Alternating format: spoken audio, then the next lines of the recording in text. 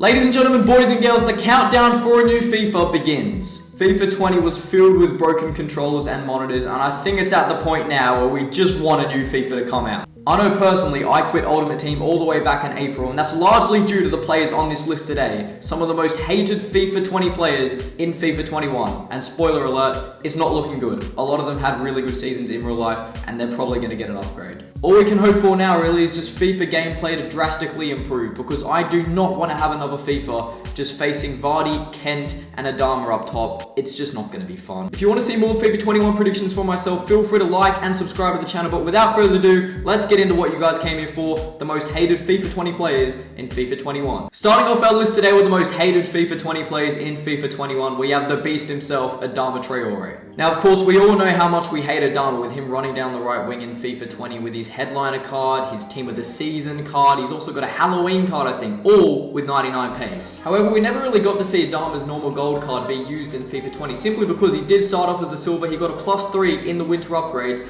and now I see him getting another +3 simply because he's had an outstanding season at Wolves. He's the third leading assister with 9 assists, and he's proved to be really versatile anywhere down that right hand side. So as you guys can see, I've especially boosted the passing and the defending, but also the physical. I think Adama does not deserve 78 physical. See, right now his normal gold card's got 84 strength and 64 aggression. I think the strength should at least be in the high 80s, and the aggression, I mean, look what he did to Mendy, mate. But in terms of we saw a similar card to this like Adama in FIFA 21, I can't see in the first few weeks him dropping under 50k because the pace combined with the dribbling, the physical, he's just going to be a beast. The shooting, although it's a little bit low, I'm sure Adama will still be overpowered in FIFA 21, and yeah, probably more broken controllers, let's be honest. I don't want to talk about this one. I hate Yedder in FIFA 20, and I'm pretty sure you guys do as well. But it has to be said, he's had a very good season at AS Monaco. I'm pretty sure he's one of the leading top goal scorers, and yeah, he's probably going to get a pretty hefty boost from an 83 to an 85, especially considering that he didn't get a winter upgrade as well. All we can really hope for now is that Yedder hopefully moves to the Kazakhstan second league that isn't in FIFA, because regardless, even if he does move to another league, he's French, and you know how many overpowered players there are in FIFA who are French. So this guy's going to be easy to link, and he's going to be hella overpowered in FIFA 21. Far more overpowered than he could even be in FIFA 20, which just saying that scares me. Joe Gomez had to hands down be the most used starter centre back in FIFA 20, and I think that could be the same in FIFA 21 if people can afford him. Joe Gomez has consolidated his position as the partner of Van Dijk, and I think it's fair to say that despite him not having an amazing season, just because Liverpool won the league, I think he'll get an upgrade. And yeah, I've given him a bit of an upgrade all across the board, so it's just going to be a more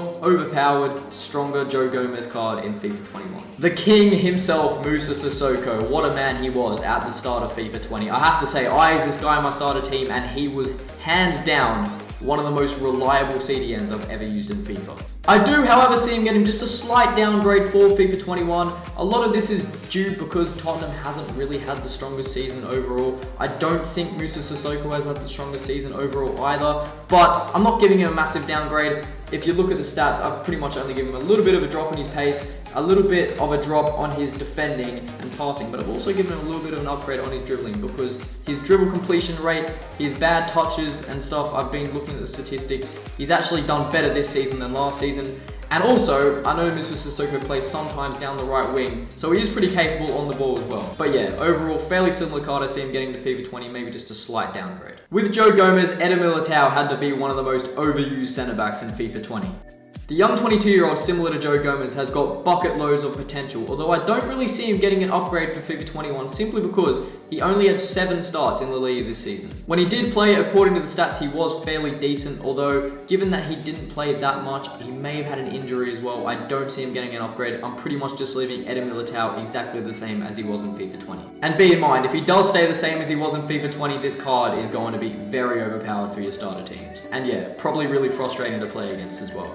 When it comes down to fast strikers with amazing finishing in FIFA 20, I think there's only one man for the job, and that's Timo Werner. Timo Werner is obviously netting a lot of goals against you guys in Foot Champions, but he's also doing it a ton in real life. He's been doing it for multiple seasons now for Leipzig, and he's now signed the deal with Chelsea, so that's not good, is it? I mean, it's good for Chelsea fans, but for FIFA fans, seeing a card like this, In the Premier League, this guy is hands down going to be one of the most overused players in FIFA 21. And for sure, it's going to look like Timo Werner is going to get everyone's to watch card as well. I do think a +1 to an 87 is realistic with Timo Werner, although I wouldn't be surprised if EA kept him as an 86 simply because he did get a massive +3 boost over the winter refresh. Regardless, for Timo Werner, it's just going to be more pace, more finishing, more goals, and more broken controllers. Although if we did see a card like this in FIFA 21, he'd have to be worth at least 400, 500k at the start of FIFA, and his ones to watch probably even more, upwards to over 1 million.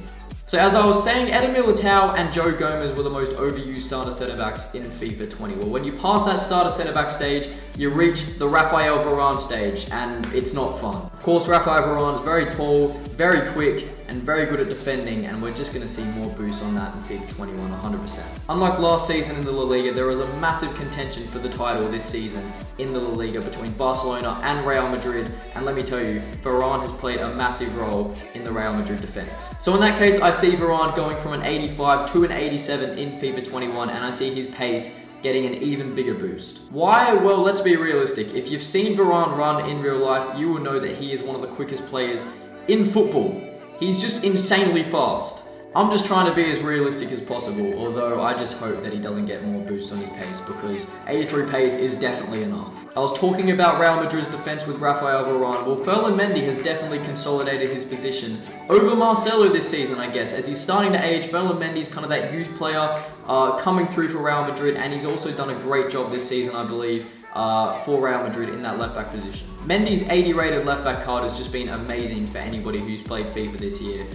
French, gets good links in the La Liga, and he's also gone and got, I believe, like a 93 rated special card now, which is just insane. And bear in mind, he also had a foot miss card as well, which was class. With the 5-star skill moves and 4-star weak foot translated into FIFA 21, with the boost that I think Mendy is going to get, this guy is going to be even more beastly and overpowered than he was in FIFA 20. Realistically though, I don't see this card being under 100k in the start of FIFA. I just don't, because he's so overpowered, he's French, as I said, it's really easy to link, and yeah, just all-round boost across the card, and he's also very strong for a left back. You look at that 82 physical, not many left backs have that, not many wing backs have that, and yeah, Ferland Mendy does have that. He's got a bit of height on him as well, which is going to make him even more overpowered. So yeah, Ferland Mendy, beast in FIFA 21, probably going to be a yes. Now this next one I don't really think matters, because Ryan Kent's normal silver card in FIFA just is trash. No one's going to use him. It's just the special card, especially that Europa League card. For so long, I'm getting flashbacks. And recently, EA gave him a 93 rated card as well, which I don't think is an Ultimate Team. Apparently, it was just in Foot Draft, but regardless, that card is just insane. However, as I was saying, Kent's normal card is just trash. No one's ever going to use him, and I see that being very similar for FIFA 21. I gave him a slight boost just because his season stats look to be okay, but apparently, according to a lot of Scottish Prem fans, he actually had a pretty bad season. So if he gets a downgrade, he gets a downgrade. I've given him a slight upgrade. But yeah, regardless, he's not really going to be that overpowered, unless if he gets a special card. Up next, we've got the Gucci Headband King, the man, the myth, the legend himself, Alexei Maximovich. Is that how you say it? I don't know. Of course, last season we saw St. Maximin move from Nice in Ligue 1 over to Newcastle in the Premier League, and he's had a pretty good season. He's also going to get a position change because most of his season has been played on the left wing as opposed to the right wing, which I think is going to make this guy even more overpowered because he's right-footed, cutting in from the left side onto that right foot is just going to be really overpowered, especially with that pace combined with that dribbling. It's just going to be class. So yeah, slight upgrade overall with Alexei Maximovich. Although he hasn't got the most goals this season, the most assists, I'm pretty sure, according to Newcastle fans, he's been pretty reliable down the left side. Yusuf Atal, although no one really uses his normal card in FIFA 20, all of his special cards are so overpowered. He's got the 5-star weak foot, the 4-star skill moves, and he seems, I'm looking at Footbin right now. His normal cards are right back, he's got a left wing inform, he's got a right back footmiss card, a striker, I don't even know what that was, shapeshifter, and then a right wing team of the season. This guy is really versatile, although I looked at his season, he did play most of his games at right back. And yeah, the main reason this guy is the most hated player is because of that striker shapeshifter card. I see a lot of people talking smack about him, combined with Mbappe and Neymar and Ben Yedder. This guy was just, it was just the cherry on top. Considering he did get an inform and he did get a team of the season for Nice in Ligue 1, I do see him getting a slight upgrade from a 77 to a 79. He would actually be a very good starter right back for you guys' teams. He's got good pace, Defending is a little bit low, but he's very good going forward as well, that 84 dribbling I've given him. And of course, the 5-star weak foot, the 4-star skill moves. If you guys are looking for a solid starter right back, this guy's probably going to be under 10k for FIFA 21, so look to get him. Short, fast, and agile players seem to be the meta at the start of FIFA 20, and we all know if you got your hands on Dries Mertens in FIFA 21, he was very good. In terms of lighting up the Serie A this season, he seemed to be a bit out of the limelight this season, Dries Mertens. Sirio Mobile, Ilicic, they seem to kind of take over Mertens' position. And of course, he is getting a little bit older now. He's 33 years old. He had an injury over December to January. He was out for a month. He hasn't been able to get as many goals and assists as he usually does. In that case, I wouldn't be surprised if he did get a slight downgrade, maybe to an 86. But I do see him getting a little bit of a downgrade on his pace, especially because he's now 33 years old.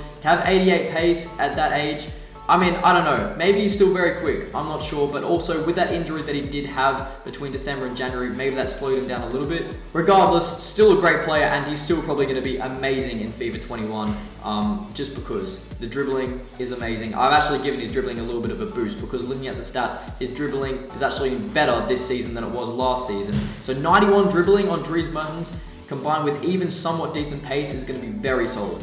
That is, of course, if that's the meta, because if pace and dribbling isn't the meta in FIFA 21, then what's it going to be? Heading, just like FIFA 14. Imagine if that was the case. In that case, imagine if everybody in FUT Champions was starting like Olivier Giroud up top, just whipping balls in. That would be jokes. Just because of that pure pace and dribbling, we all know how overpowered Daniel James was in FIFA 20 with his Future Stars card. Although with his normal gold card, I've left it completely untouched because he did get a winter refresh upgrade from a 72 to a 77, and I don't think Daniel James has really played that much. Of course, with coronavirus and everything, they didn't really have the opportunity to play too much. So I wouldn't be surprised if EA just said, yep, we'll just leave Daniel James the same rating as he was. Which, bear in mind, as a starter winger, Daniel James would be very, very, very overpowered. 95 pace, I mean, need I say more? Every single FIFA, forever, pace has always been overpowered in FIFA, and 95 pace as well. This guy's probably just going to be a little bit of a more cheaper version of Adama Traore. Probably going to cost only 5-6k at the start of FIFA 21, which would be a pretty good deal, considering this guy's going to be pretty solid. Injuries really saw the better of Lucas Hernandez this season. He lost a lot of game time, getting injury after injury after injury.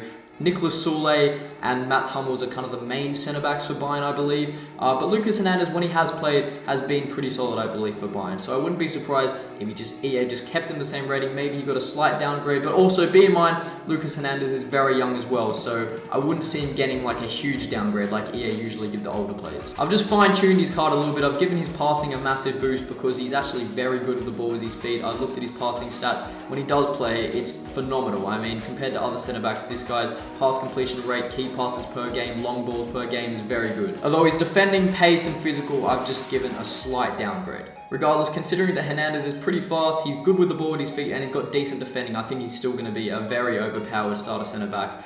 If you can call it a starter centre-back, he'll probably be like 50k at the start of FIFA, but if you can get your hands on him for FIFA 21, I'm pretty sure he's going to be solid. And finishing off this list with the most hated FIFA 20 players in FIFA 21, we have the man himself, Jamie Vardy.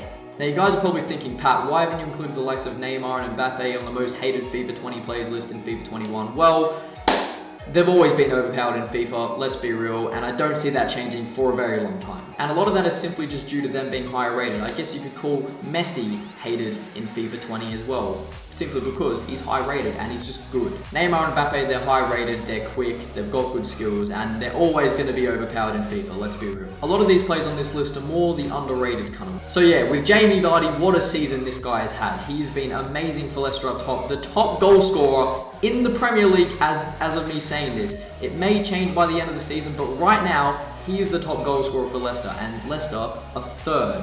Honestly, the story of Leicester as a football club is absolutely amazing, and I would not be surprised if Jamie Vardy did go from an 85 to an 86. I don't see with his 85 card that he's only got 84 shooting. He has to have at least 86 shooting in my opinion.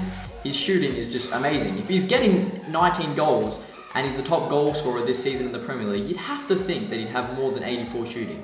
And I'm not going to give him a crazy boost because, again, he did get a winter refresh upgrade from an 82 all the way to an 85. I think an 86 is realistic to finish this off, but yeah, pretty much we're just going to boost that shooting and that dribbling just a touch. And I realise as well, Jamie Vardy's actually pretty old. He's 33 years old and he's still absolutely tearing it up in the Premier League. So there you have it, guys, the most hated FIFA 20 players in FIFA 21. If you did enjoy this video, make sure you like, subscribe to the channel if you haven't already, and let me know in the comment section down below what kind of other FIFA 21 predictions you'd like to see me do if you want to see me do more of these. I've got a vast range of content that I want to make for you guys over this kind of dead period, waiting for the PS5 to come out. Of course, FIFA's a little bit dead. So yeah, FIFA 21 predictions, if you want to see me post more of these, let me know in the comment section down below. Regardless, we're edging closer and closer to that 3K subscribers, and I can't thank you guys enough for that. Big shout out also to the members of the channel right here. If you guys want to become a member of the channel, make sure you click the join button on my channel page. It really does help me out a lot in terms of making content for you guys, and I do appreciate all the support so much. Anyway, thanks for watching, guys, and I'll catch you all very, very soon on another video. Peace. And I don't know where I'll go, and never backwards, only forwards. And I don't know where I'll go, and never backwards, only forwards. Life is just one big road, take the wheel cause you're driving too slow. Yeah, damn right, we live in a fast lane, here for the play, but never the game. Just like Sony.